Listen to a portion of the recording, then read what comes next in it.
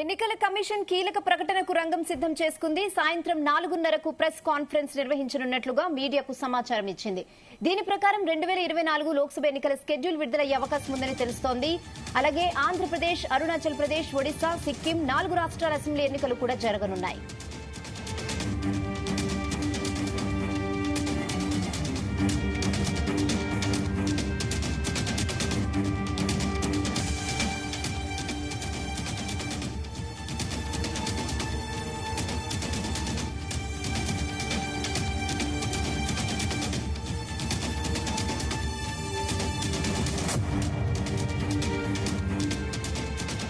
ఇదే విషయంపై మరిన్ని అప్డేట్స్ బ్యూరో చీఫ్ నరేందర్ అందిస్తారు. నరేందర్, రైట్ రేనా, కేంద్ర ఎన్నికల సంఘం 4:30కు ప్రెస్ కాన్ఫరెన్స్ అనేది అందరినీ ఉత్కంఠ కలిగించేట్టుంది. ఎందుకంటే ఎల్లుండి షెడ్యూల్ రిలీజ్ అవుతుంది అనేటువంటి సమాచారం అయితే మనకు తెలుస్తోంది. మేబీ దానికి సంబంధించినటువంటి అన్ని వివరాలని రాజీవ్ కుమార్, కేంద్ర ఎన్నికల కమిషనర్, మొత్తం వివరాలు వెల్లడించే అవకాశం ఉంది. మొత్తం దేశవ్యాప్తంగా 2024 లోక్సభ ఎన్నికలకు మొత్తం షెడ్యూల్ కు సంబంధించినటువంటి అన్ని అంశాలు కూడా వచ్చే అవకాశం ఉంది. ప్రధానంగా లోక్సభ ఎన్నికలతో పాటే ఆంధ్రప్రదేశ్, అరుణాచల్ ప్రదేశ్, ఒడిశా, సిక్కిం రాష్ట్రాలకు సంబంధించినటువంటి 4 అసెంబ్లీ ఎన్నికలు కూడా ఇదే లోక్సభ ఎన్నికలతో పాటే జరిగే అవకాశం అయితే మనకు కనిపిస్తుంది.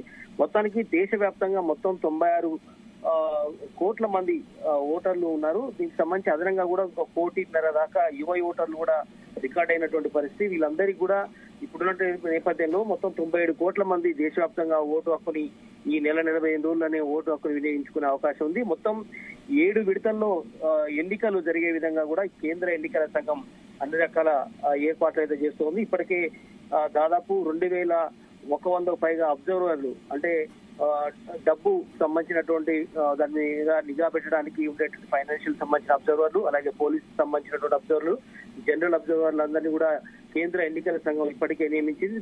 దాదాపుగా నెల 15 రోజుల నుంచి మొత్తం కూడా దీనికి సంబంధించినటువంటి పర్యవేక్షణ కేంద్ర ఎన్నికల సంఘం ఇప్పటికే చేస్తోంది. సున్నితమైనటువంటి ప్రాంతాలన్నింటినీ కూడా అబ్జర్వ్ చేస్తోంది. కొట్లాటలు ఏ దగ్గర కావచ్చు, లేదంటే గొడవలకు అయ్యే అవకాశం ఉన్నటువంటి నేపథ్యంలో ఇప్పటికే పోలీసు బలగాలు కావచ్చు, మొత్తం సంబంధించినటువంటి రాష్ట్ర ఎన్నికలకు సంబంధించినటువంటి సిబ్బందితో కోఆర్డినేట్ చేసుకొని ఇప్పటికే అన్ని ఎన్నికల సంబంధించినటువంటి విభాగాల దగ్గర ఇప్పటికే మానిటరింగ్ చేస్తున్నారు. వెళ్లి పర్సనల్ గా కూడా విజిట్ చేస్తున్నటువంటి సందర్భం అయితే మనం చూస్తున్నాం.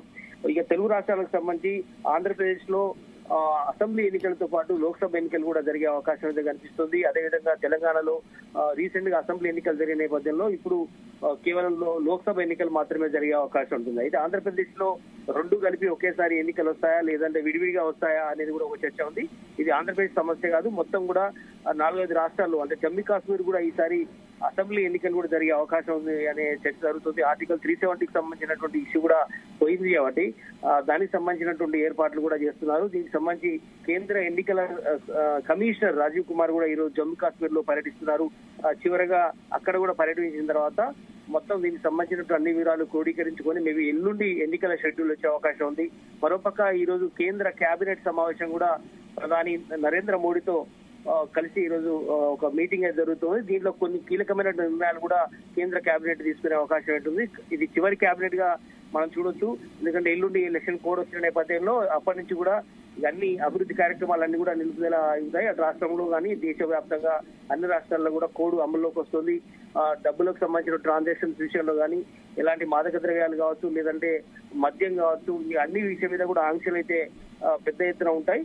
మొత్తానికైతే ఇక ఎన్నికలకు సంబంధించినటువంటి నిర్వాహకుల గురించి మాట్లాడుకోవాలి. చీఫ్ ఎలక్షన్ కమిషనర్ గా ఉన్న రాజీవ్ కుమార్ తో పాటు అదనంగా 2 ఎలక్షన్ కమిషనర్ ఉంటారు. కానీ ఈసారి మొదటిసారిగా కేవలం ఒక్కరు మాత్రమే ఎన్నికల షెడ్యూల్ రిలీజ్ చేసే అవకాశం కనిపిస్తుంది. ఇటీవలనే గోయల్ రాజీనామా చేశారు. అంతకంటే ముందు కూడా ఒకరు రిటైర్మెంట్ అయిన నేపథ్యంలో ఒకరి ఆధ్వర్యంలోనే ఈసారి ఎన్నికలు వెళ్తారా, లేదా మధ్యలో నిర్వహించే అవకాశం ఏమైనా తీసుకుంటారని కూడా మనం ఈ రోజు కీలకమైనటువంటి నిర్ణయం చేసి అడిగే అవకాశం అయితే మనకు కనిపిస్తుంది. మొత్తానికైతే ఎన్నికలు ప్రశాంతంగా, శాంతి, అంటే ఎలాంటి గొడవలు లేకుండా ప్రశాంతంగా ఎన్నికలు ట్రాన్స్పరెన్సీ గా జరిగేందుకు కేంద్ర ఎన్నికల సంఘం అన్ని రకాల ఏర్పాట్లు అయితే చేసింది. అందుకు సంబంధించినటువంటి రాష్ట్రాలకు, అలాగే రాష్ట్రాలకు సంబంధించిన డీజీపీలకు కూడా ఇప్పటికే కోఆర్డినేటింగ్ చేసుకున్నటువంటి పరిస్థితి మనకు కనిపిస్తుంది. మొత్తానికైతే ఎల్లుండి షెడ్యూల్ రిలీజ్ చేసే అవకాశం ఉందా, లేదంటే రేపు వస్తుందా అనే విషయం మీద కూడా ఉత్కంఠ చేపడాలంటే కాసేపట్లో 4:30కు కేంద్ర ఎన్నికల కమిషన్ మొత్తానికైతే ప్రెస్ కాన్ఫరెన్స్ నిర్వహించే అవకాశం అయితే కనిపిస్తోంది.